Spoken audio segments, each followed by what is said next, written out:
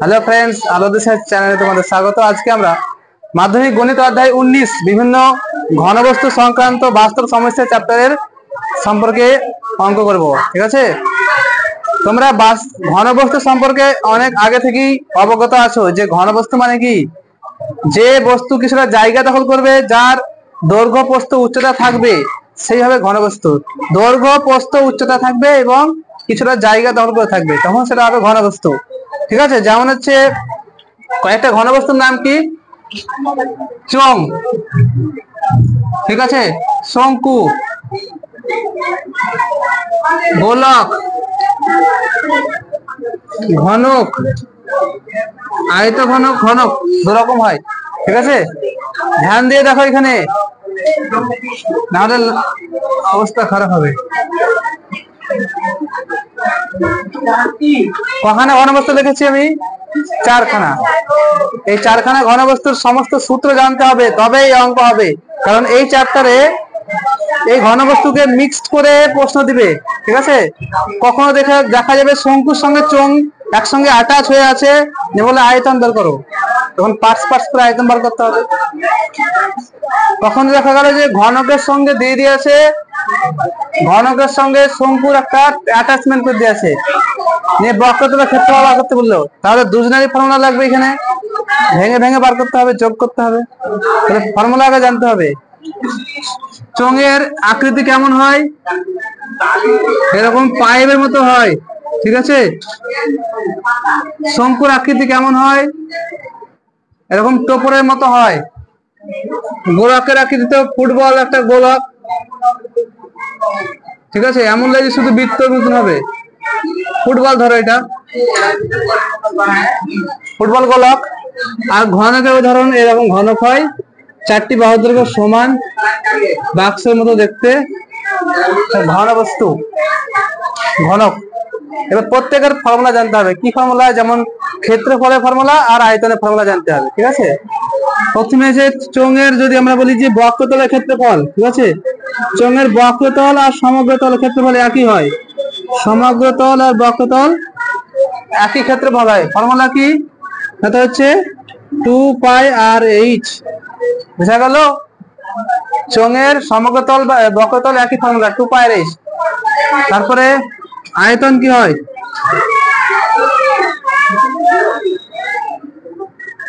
আয়তন হচ্ছে πr²h। তাহলে আরটা কি বলতো? আরটা হচ্ছে ব্যাসার্ধ আর এইচ হচ্ছে উচ্চতা। ব্যাসার্ধ কোনটা? এই যে দেখছো গোলক, এইটুকু থেকে এইটুকু হচ্ছে ব্যাসার্ধ, আর এটা হচ্ছে উচ্চতা। ঠিক আছে, এই জায়গাটা কি উচ্চতা। ঠিক আছে, ব্যাসার্ধ আর উচ্চতা, এইচ হচ্ছে হাইট, উচ্চতা। শঙ্কু যদি আমরা বলি, এটা হচ্ছে ব্যাসার্ধ আর ধরা হবে, আর এটা উচ্চতা এইচ। ঠিক আছে, তির্যক উচ্চতা আছে এল, তির্যক উচ্চতা হচ্ছে এটা এল। ঠিক আছে, আর হাইট হচ্ছে এটা হচ্ছে উচ্চতা এইচ। ঠিক আছে, তাহলে কি কি ফর্মুলা আছে? প্রথমে এর যদি বলি পার্শ্বতলের ক্ষেত্রফল,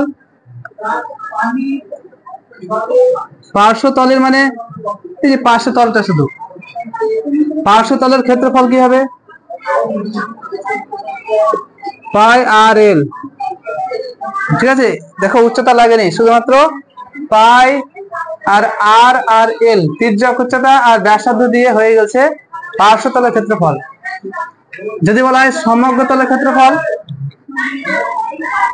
সমগ্রতল, দেখো এটা পার্শ্বতল বা বক্রতল একই তল। ঠিক আছে, মানে শুধু ব্যাকা তলটা, উপরের তলটা।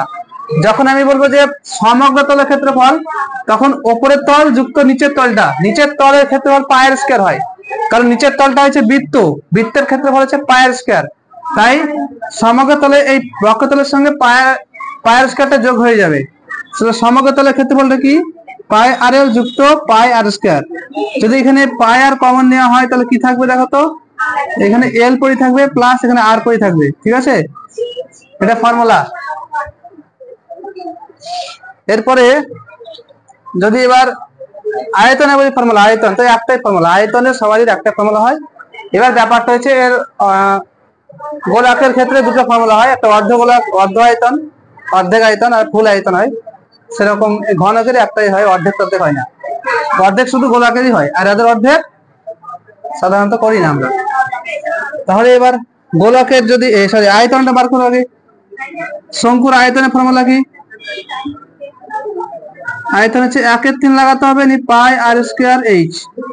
ঠিক আছে, 1/3 পাই স্কয়ার এইচ। না এসে ধ্যান দিয়ে ক্লাস করো, টুকলি গুলা ভরো। টুকলি গুলা নিয়ে কি করছো তুমি? এই সানিয়া, ধ্যান দিয়ে ক্লাস করো। টুকলি গুলা কি করছো তুমি? এবার দেখো গোলকের ব্যাসার্ধ কি? এটা গোলক যে ধরা হয় এটা ব্যাসার্ধ আর। গোলকের কোনো উচ্চতা কিচ্ছু নাই, তাই গোলকের ফর্মুলাও খুব সহজ। গোলকের উচ্চতা নেই, তাই সহজ ফর্মুলা কি কি? প্রথমে বক্রতল। গোলাকার তো শুধু বক্রতল বা সমগ্র তল একই ব্যাপার। বক্রতল বা সমগ্র তল একই।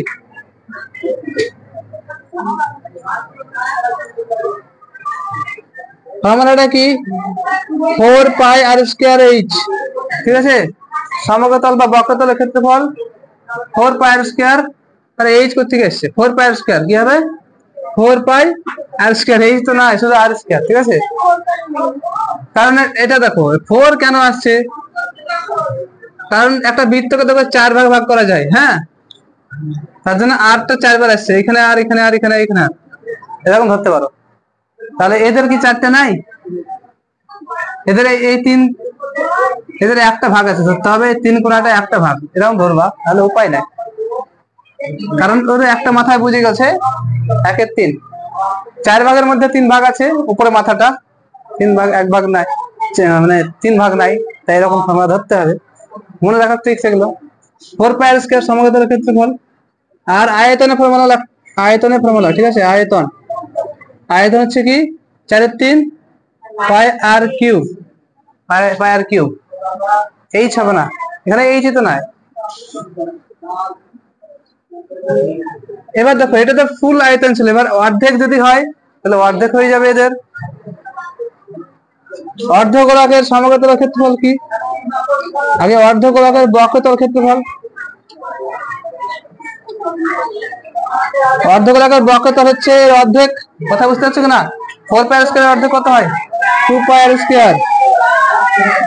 আর অর্ধগোলকের যদি বলো সমগ্র তলের ক্ষেত্রফল বলে,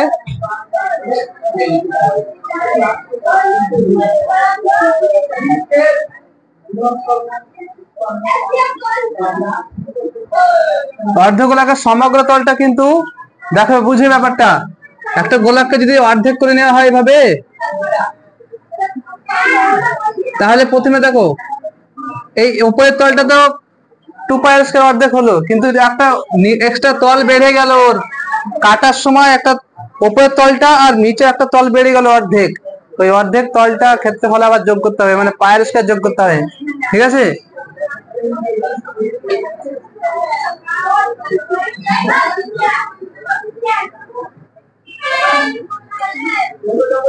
গোলাকার হচ্ছে না, মনে হচ্ছে চিনা জানা একটা জিনিস। দেখো অর্ধগোলকের সমগ্র তলের ক্ষেত্রফল কি? 2 পাই আর স্কয়ার যুক্ত পাই আর স্কয়ার। ঠিক আছে, এটা কমন নিয়ে ফর্মুলা তুমি নিজে বাদ করো একটা। ঠিক আছে,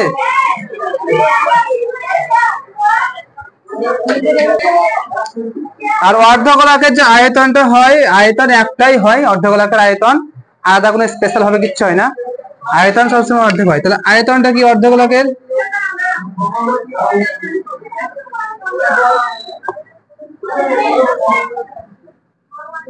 অর্ধগোলকের আয়তন এখানে আসবে আমার। অর্ধগোলকের আয়তন হচ্ছে ওই এরই অর্ধেক। 4 কে 2 দিয়ে ভাগ করে কত হবে? 2/3 পাই আর কিউব। ঠিক আছে, এবার ঘন সেমি লাগাতে হবে। হ্যাঁ, মনে রাখবো আয়তনে ঘন লাগাতে হয় আর ক্ষেত্রফলে বর্গ লাগাতে হয়। ঠিক আছে, এবার সেমি থাকলে সেমি, মিটার থাকলে মিটার। ঠিক আছে, এরকম লিখতে হবে। ডেসিমি থাকলে ডেসিমি। এবার ঘনকে দেখো, ঘনকের একটি বাহুর দৈর্ঘ্য ধরে এ ধরা হলো, এ আর তো এর ধরে না, এ ধরে। একটি বাহুর দৈর্ঘ্য এ হলে পরে এর ধার কটা হয় বলতো? ধার হয় 12টা। ঠিক আছে, ধার কটা থাকে এর? ধার মানে বাহু কটা থাকে? 12 খান থাকে। কর্ণ কটা থাকে?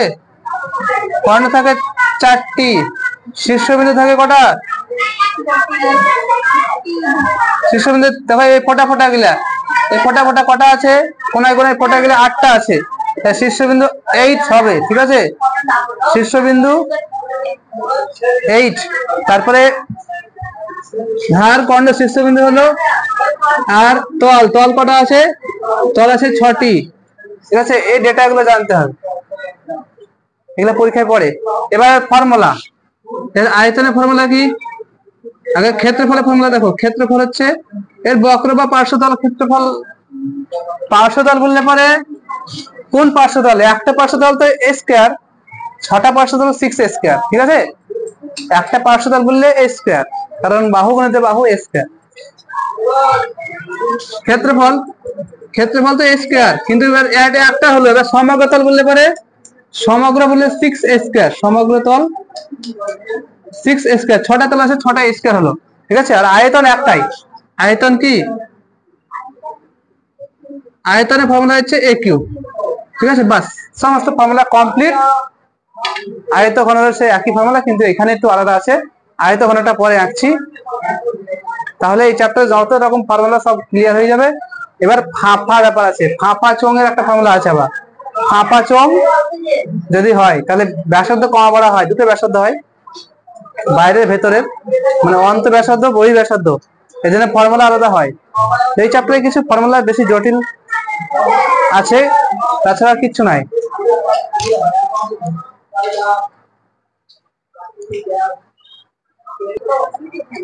দেখো এবার যে আর একটা ফর্মুলা, মানে ঘনবস্তু জানতেই হবে, তাহলে এই চ্যাপ্টার শেষ হয়ে যাবে। ঠিক আছে, এবং ফাঁপা টাপা ব্যাপারে পরে অঙ্ক করার সময় বুঝিয়ে দেওয়া হবে। আয়ত ঘন দেখতে কেমন হয়? দেখো আয়ত ঘন দেখতে তাসের, তোমরা কি দেখেছো? কাঠির ঠোল, দেয়াশলাইয়ের ঠোল। দেয়াশলাইয়ের ঠোলটা একটা আয়ত ঘনের ছবি, কারণ দেখো তুর চাপটা হয়, উপরেরটা চাপটা, নিচেরটা ছোট। ইট, ইট একটা আয়ত ঘন ইট, কিন্তু লুডুর ছক্কা চারিদিকে সমান, ওটা ঘনক, ওটার ফর্মুলা আলাদা লেখা হয়েছে। হ্যাঁ, আর এই দেখো তাসের ঠোল বানাচ্ছি।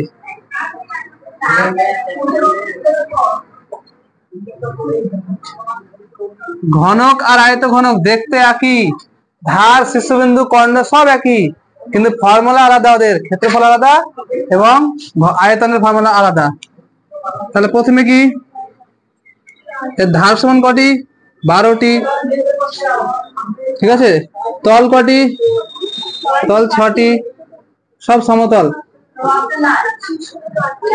শীর্ষবিন্দু কটি? 8টি। কর্ণ কটি? 4টি। পরীক্ষা আসবে কর্ণ শীর্ষবিন্দু ধার।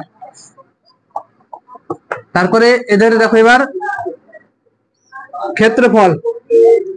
একটা তলের ক্ষেত্রফল কি হয় বলো? দৈর্ঘ্য গুণিত প্রস্থ হয় কিনা? একটা তলের ক্ষেত্রফল দৈর্ঘ্য গুণিত প্রস্থ। 6টা তল বলেছে, 6বার দৈর্ঘ্য গুণিত প্রস্থ গুণ করতে হবে নাকি? কিন্তু এখানে দৈর্ঘ্য গুণিত প্রস্থ সবসময় তো একই হবে না, উচ্চতা আছে। ঠিক আছে, ক্ষেত্রফলটা এই জন্য একটা তলের এটা হয়। ঠিক আছে, কিন্তু সমগ্র তল যখন বার করতে বলবে, সমগ্র তলের ক্ষেত্রফল, তখন যে ফর্মুলাটা হবে, এদিকে দেখো একটু নজরপাত করো, গল্পটা বন্ধ করো, এইদিকে দেখো। সমগ্র তলের ক্ষেত্রফল কি হবে? 2 ইন্টু ব্র্যাকেটের ভিতরে দৈর্ঘ্য গণিত প্রস্থ একবার লিখতে হবে, একবার দৈর্ঘ্য গণিত উচ্চতা, আর একবার যুক্ত দিয়ে প্রস্থ গণিত উচ্চতা। কথা বুঝতে পারলে কি না? মানে সবাই একবার করে হাত হাত মিলন করলে, একবার দৈর্ঘ্যের সঙ্গে প্রস্থের হাত মিললো, দৈর্ঘ্যের সঙ্গে উচ্চতার হাত মিললো, উচ্চতা বলছে আমি প্রস্থের সঙ্গে এখন হাত মিলাইনি, তাই প্রস্থের সঙ্গে উচ্চতা হাত মিলিয়ে দিল। সবাই একে অপরের সঙ্গে হাত মিলিয়েছে, বুঝেছি কিনা? যেমন তোমরা মিলাচ্ছ। সমগ্র তলের ক্ষেত্রফল কমপ্লিট। এবার আয়তনে দেখো, এখানে আয়তনের ফর্মুলাটা এখানে লিখে দিচ্ছি। আয়তন অন্য কিছু নয়, দৈর্ঘ্য গণিত প্রস্থ গণিত উচ্চতা। দৈর্ঘ্য গণিত প্রস্থ গণিত উচ্চতা। ক্লিয়ার? Formula complete. আজকে এখান থেকেই ক্লাস শেষ করা হলো, ঠিক আছে।